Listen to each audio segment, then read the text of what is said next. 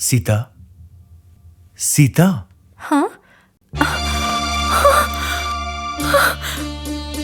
प्रभु, ये क्या वेश बना रखा है?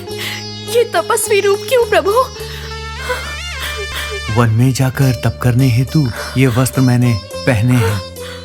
क्या वन जाकर तप करेंगे? ये आप क्या कह रहे हैं स्वामी? हाँ सीता, यही सत्य है। मैं वन जाऊंगा। प्रभु, मैंने आपको रेशम के वस्त्रों में रत्न और माणिकों से जड़े हुए मुकुट और आभूषणों से सजे हुए महाराज बनने का स्वप्न देखा था, किंतु आपको ऐसे जटाधारी पीतांबर धारण करके एक साधारण तपस्वी के रूप में अपने समक्ष देखना, ऐसी कल्पना नहीं की थी। ये तो दुर्भाग्य की बात है स्वामी। ये दुर्भाग्य नहीं है सीते, बल्कि ये तो किसी भी राजकुमार को मिलने वाला सबसे बड़ा सौभाग्य है। किसी राजा के पुत्र ने आज तक वनवास जाने का भार ग्रहण नहीं किया है। महल से अति दूर जाकर द्वेष रहित, भेदभाव रहित, सच्चे हृदय से तप करने का सुख श्री नारायण केवल भाग्यशाली को देते हैं। अब तुम ही कहो सीता, क्या मैं भाग्यशाली नहीं हूं? अचानक आपको ये क्या हो गया है स्वामी? आप तपस्वी के भांति क्यों बात कर रहे हैं? आपको इस प्रकार वन में जाकर तपस्या करने के लिए किसने कहा है स्वामी, बताइए। मेरे पिता ने। क्या आपके पिता ने कहा है? किंतु उन्होंने तो कल आपके राज्याभिषेक की बात कही थी। उन्होंने अपने निर्णय को परिवर्तित कर दिया है। कारण? ताकि भरत का राज्याभिषेक हो और मैं वन में जाकर 14 वर्षों तक वनवास में तप कर सकूं। ऐसा पिताश्री को हमारे पूर्वज ने स्वप्न में आकर कहा है। ये आपसे किसने कहा? मेरी माता कैकेयी ने मुझसे स्वयं कहा है। ओह, इसीलिए आप वन जाने के लिए तैयार हो गए? हाँ सीता, पिता के वचन का पालन करने हेतु मैं वन की ओर जा रहा हूँ। मेरे वापस आने तक तुम यहीं अयोध्या में ही रहना। प्रभु, आप जहाँ रहेंगे वही मेरी अयोध्या है। बिना देवता के इस मंदिर में मैं कदापि जीवित नहीं रह सकूंगी। मैं भी आपके साथ वन में आऊंगी नाथ। नहीं सीता, बिल्कुल नहीं। तुम्हारे चरण आज तक केवल पुष्पों के ऊपर ही चलते आए हैं। ऐसे कोमल चरण वनवास में जाकर कांटों और पत्थरों पर नहीं चल पाएंगे। गुफाओं में तुम नहीं रह पाओगी, भूख नहीं सह पाओगी। अच्छा, ऐसी बात है? हाँ सीता, यहां पर तुम मधुर संगीत सुनती हो। दिन रात दासियां तुम्हारी सेवा करती हैं और वन में कठोर पत्थरों पे सोना पड़ेगा। मिथिला नरेश, जनक की प्रिय पुत्री सीता, चक्रवर्ती सम्राट दशरथ की पुत्र वधू सीता, तुमने केवल महलों में ही निवास किया है। वन के कष्ट सह नहीं पाओगी। प्रभु, अभी तो मैं महाराज जनक की पुत्री के रूप में बड़े लाड प्यार से पली हूं, किंतु हमारे महाराज जनक के यहाँ जन्म लेने से पूर्व मैंने धरती माँ को अपनी माता के रूप में पाया था। इसीलिए धरती में रहने का सुख क्या होता है ये मैं अपने बाल्यकाल से भली भांति परिचित हूँ। किंतु आपकी कोमल काया कहीं रेशम से कट न जाए, इसीलिए माताओं ने आपको स्नेह से पाला है। अगर आप ही वन में जाने के लिए तत्पर हो जाएंगे तो मैं भी उन कष्टों को सुखों के रूप में ग्रहण करने के लिए सदैव तैयार हूं। आपसे विवाह के पश्चात मैं आपकी परछाई बन चुकी हूं। सीता, कंदमूल खाकर यदि मुझे कष्टों के साथ भी रहना पड़े, तब भी जहां आप रहेंगे स्वामी, वही मेरा स्वर्ग है। मेरी बात मान लो सीता, मैं तो वन में तप करने हेतु जा रहा हूं। वहां तुम्हें कैसे ले जा सकता हूं?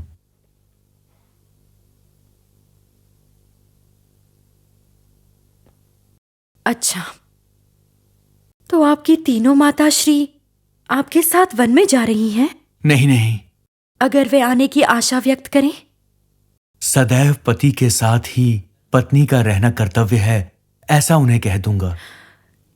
तो क्या ये बात मुझ पर बाध्य नहीं है?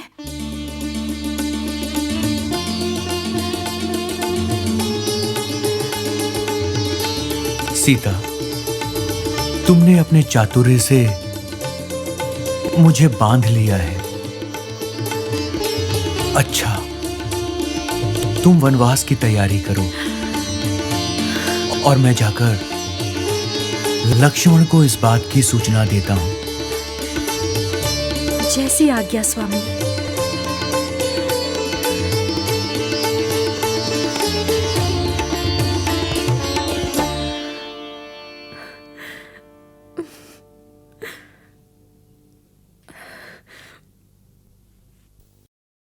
कल तो मेरे भ्राता राम का राज्याभिषेक है, इसीलिए माता सुमित्रा कौशल्या महारानी के महल में है।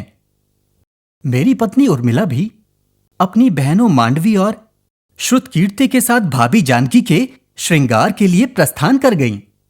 राज तिलक की तैयारियों में सहायता न कर मैं यहां अकेला खड़ा हूं। मुझे शीघ्र से शीघ्र स्नान करके अनुष्ठान करना चाहिए और सर्वप्रथम राजमंडप के लिए यहां से मुझे प्रस्थान करना चाहिए और मुझे कदापि देर नहीं करनी चाहिए। लक्ष्मण, लक्ष्मण! पधारिए पधारिए मुनिश्रेष्ठ, पधारिए। आप बड़े व्याकुल प्रतीत हो रहे हैं। लक्ष्मण, मेरे हृदय का वेग तुम्हारी करनी में होना चाहिए, तभी इस राजवंश पर होने वाले वज्रपात को रोका जा सकता है। यही तुम्हारा कर्तव्य है राजकुमार, और इसी कार्य के लिए मैं यहां पर उपस्थित हुआ हूं। क्या इस देश की राज परंपरा पर वज्रपात हो गया है? हां लक्ष्मण, तुम्हारे भाई राम का राज्याभिषेक रोक दिया गया है। क्या कहा? मेरे भाई श्री रामचंद्र का राज्याभिषेक रोक दिया गया है? किसने किया यह दुस्साहस, मुझे बताइए स्वामी। वो कितना ही बड़ा वीर क्यों ना हो, उसका कितना बड़ा सैन्य बल ही क्यों ना हो, मैं उन सब का वध कर अपने भाई का राज्याभिषेक निर्धारित काल में स्वयं करूंगा। कहिए स्वामी, कहिए, वो कौन है जिसने मेरे भाई के राज्याभिषेक में बाधा उत्पन्न की है? लक्ष्मण, वीरों के वीर श्री रामचंद्र का राज्याभिषेक किसी वीर अथवा शत्रु ने नहीं रोका, ना ही मंडलापति ने, एक साधारण कुबड़ी बुढ़िया ने रोका है। क्या एक साधारण कुबड़ी बुढ़िया इस कौशल देश के राजकुमार के विरुद्ध षड्यंत्र में विजयी हुई? कौन है वो? तुम्हारी जो 3 माताएं हैं उनमें से कैकई की दाई मां मंथरा। क्या मंथरा? हाँ कुमार, महारानी कैकई के साथ उसकी दासी भी यहां पर आई थी। उसने कैकई को उकसाया है कि उसकी कोख से जन्मे हुए राजकुमार को ही यहां का राजा बनना चाहिए। जैसे ही मंथरा को ज्ञात हुआ कि सुबह राम का राज तिलक होने वाला है, कैकई ने उसे उसके विरुद्ध उकसा दिया। कैसे? तुम्हारे पिता महाराज दशरथ ने संभवासुर से युद्ध के समय कैकई को उसकी सहायता के बदले में 2 वर प्रदान करने का वचन दिया था। मंथरा को वो वर स्मरण थे। उनमें से एक वर मंथरा ने यह मांगने के लिए कहा कि कैकई का पुत्र भरत ही राजा बने, और दूसरा वर कैकई ये मांगे कि राम 14 वर्ष के लिए वन में जाए, और अपनी इस योजना में वो सफल भी हो गई है। क्या भरत राज करें और हमारे भ्राता 14 वर्षों तक वन में विचरण करें? क्या पिताश्री इसके लिए सहमत हो गए? अपने दिए वचन से दशरथ पीछे कैसे हट सकते हैं? मुनि श्रेष्ठ, मेरी समझ में अब सब कुछ आ चुका है। ये मात्र मंथरा का षड्यंत्र नहीं है। यहां रहकर ये कार्य नहीं हो सकेगा, इसलिए मंथरा को इस कार्य के लिए प्रेरित कर भरत कैके देश चला गया। मैं भरत को इस कार्य में कभी सफल नहीं होने दूंगा। मंथरा कैकई के माध्यम से अपने षड्यंत्र में सफल हो गई है। स्पष्ट हुआ राजकुमार? हाँ मुनि श्रेष्ठ, ये अयोध्या महानगर हमारे पूर्वज मनदादा द्वारा निर्मित है, हमारे पिता दशरथ द्वारा निर्मित नहीं है। हमारे कुल की परंपरा के अनुसार हमारे पिता इस देश के रक्षक मात्र हैं, अधिकारी नहीं। इसलिए एक अनुचित व्यक्ति को राज सौंपना सही नहीं है। स्वामी, मुझे यह बताइए, वो कौन होते हैं किसी का पद निर्धारित करने वाले। बताइए स्वामी, वो कौन होते हैं? उत्तराधिकारी को वन भेजने वाले। ये अनुचित है, निर्णय सही नहीं है। मैं ये सब होने नहीं दूंगा। किसी ने भी इस दिशा में क्यों नहीं विचार किया? ये सब बातें महाराज दशरथ को उनके मंत्री सुमंत भी तो बता सकते थे ना। सुमंत मात्र एक मंत्री हैं, इसीलिए ही वो शांत हो गए होंगे। उनकी बात छोड़ो, वो तो महाज्ञानी हैं। तीनों लोकों के बारे में जानने वाले मुनि वशिष्ठ तो राज परंपरा जानते हैं, उन्होंने विरोध क्यों नहीं किया? वेद पुराणों के ज्ञाता महाराज की अज्ञानता से विमुख हो गए होंगे। दंड और कमंडल धारण करने वाले हाथ धरती पर अपना साम्राज्य फैलाने वालों को कभी रोक नहीं पाए होंगे। परंतु ये लक्ष्मण किसी भी प्रकार से सहन नहीं करेगा, कोई अनीति नहीं होने देगा। मुनि श्रेष्ठ, मैं अभी उस दुष्ट मंत्रा को दंड देता हूं। राज्यसभा में होने वाले कैकई के कपट नट्य को अभी रोकता हूं। भैया राम का राज्याभिषेक अवश्य होगा। प्रजा देखेगी भैया राम का राज्याभिषेक अयोध्या महानगर में। हर्षोल्लास से राज तिलक होगा। तुम्हारे मुख से यही वाक्य सुनने के लिए मैं यहां पर आया था। लक्ष्मण, तुम राज्याभिषेक न हो इस बात का ध्यान रखो। मैं नगर में जाकर श्री रामचंद्र जी को वन में जाने से रोकने के लिए प्रजा को लेकर आता हूं। मैं भी तत्काल जाता हूं, अपने भाई को सिंहासन पर बैठाता हूं। कहां है वो मंत्रा? अयोध्या के राजवंश का नाश करने वाली वो नागिन कहां है? मेरा स्वर सुनकर तू कहां छुप गई, बता। मेरी गर्जना सुनकर कैकेयी ने भी अपने अंतःपुर के द्वार बंद कर दिए हैं। कोई कहीं भी छुप जाए उसे क्षमा कदापि नहीं मिलेगी, ये मेरा वचन है। भरत की सहायता करने वालों का मैं वध करूंगा। सत्य की मूर्ति मेरे भ्राता राम को जो वन भेजने की चेष्टा करेगा उसका मैं सर्वनाश कर दूंगा। पिताश्री हो या फिर उनकी सहायता के लिए देवता, मैं उनका विरोध कर अपने भाई को राजा बनाऊंगा। लक्ष्मण, आज्ञा का पालन करो लक्ष्मण, क्रोध को शांत रखो। आज्ञा का पालन करो लक्ष्मण, क्रोध को शांत रखो। भैया क्रोधित नहीं हूं, मात्र अधिकार मांग रहा हूं। एक राजा की कितनी ही पत्नियां क्यों ना हो, उसके कितने ही पुत्र क्यों ना हो, किंतु ज्येष्ठ पटरानी का प्रथम पुत्र ही राज करता है। यह मनु महाराज द्वारा बनाई गई नीति है। इसके विपरीत हमारे पिता एक महारानी पर स्नेहवश उसके पुत्र को राजा बना रहे हैं। यह कैसा न्याय है? यही बात मैं उनसे पूछना चाहता हूं। इस न्याय के युद्ध में मैं किसी की बात नहीं सुनूंगा, चाहे आप मुझे कितना भी रोक लें। उनकी बात न काटो, उनकी बात न काटो, भाई इससे हमारी होगी जगह साई। उनकी बात न काटो, न काटो, बड़ों का सम्मान करो तुम। आज्ञा का पालन करो लक्ष्मण, क्रोध को शांत रखो।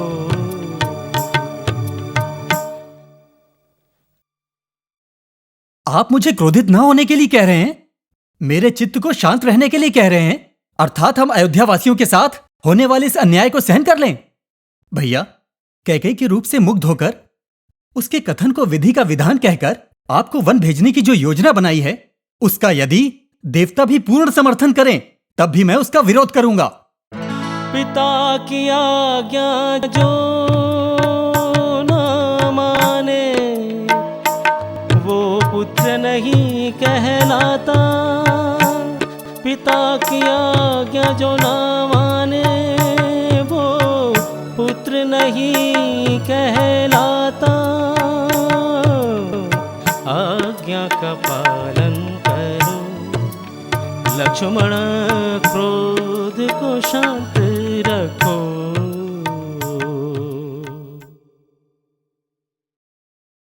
माता पिता की त्रुटियों को देखकर शांत रहना उचित नहीं है। भैया, सब ज्ञात होने के पश्चात भी शांत रहने के कारण ही अपराध बढ़ते जा रहे हैं। इस अपराध से अयोध्या वासियों को हानि ना हो, इसलिए आपका राज तिलक करने के लिए मैं अत्यधिक उत्सुक हूं भ्राताराम। किसी भी परिस्थिति में आपका राज्याभिषेक होकर रहेगा। भरत ही ये पूरा राज संभालेगा, मुझको ये पूरा विश्वास है। भरत ही ये पूरा राज संभालेगा, मुझको ये पूरा विश्वास है। आज्ञा का पालन करो लक्ष्मण, क्रोध को शांत रखो।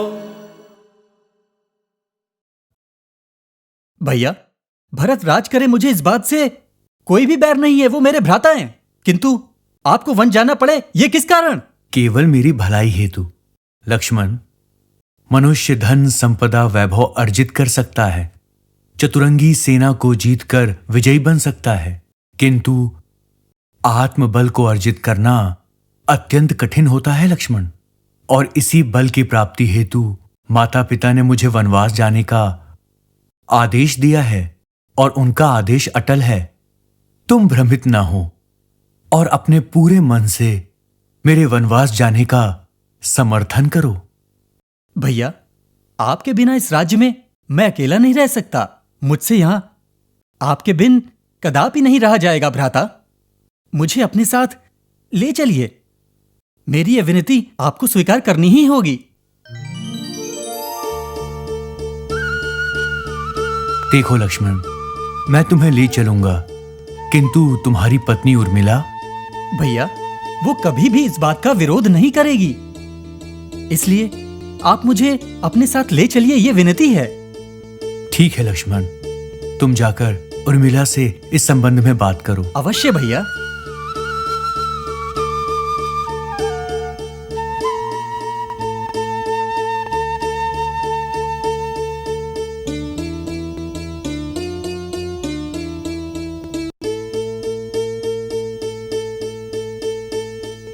उर्मिला,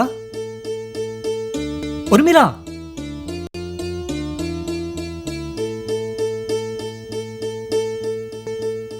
स्वागत है स्वामी, स्वागत है। मुझे तुमसे एक विशेष बात करनी है। विशेष बात करने आए हैं तो कहिए, मुझे क्या करना होगा? मेरी बात सुनकर कहीं तुम व्यथित ना हो जाऊं या प्रसन्न हो जाऊं? ये बात तुम्हारे हृदय की अवस्था पर निर्भर है। ओहो, तो स्वामी मेरे धैर्य की परीक्षा लेने यहाँ पर आए हैं? ऐसी बात नहीं है उर्मिला। मैं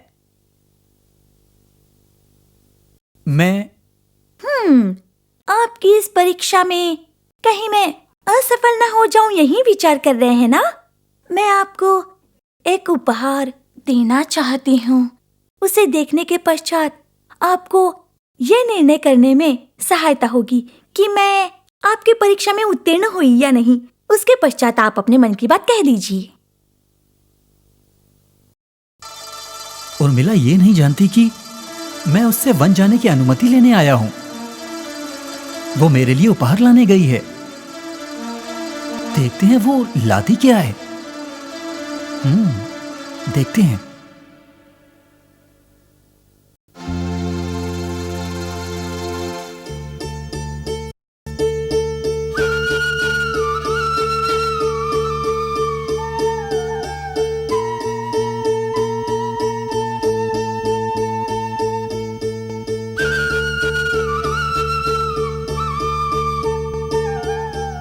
उर्मिला, उर्मिला,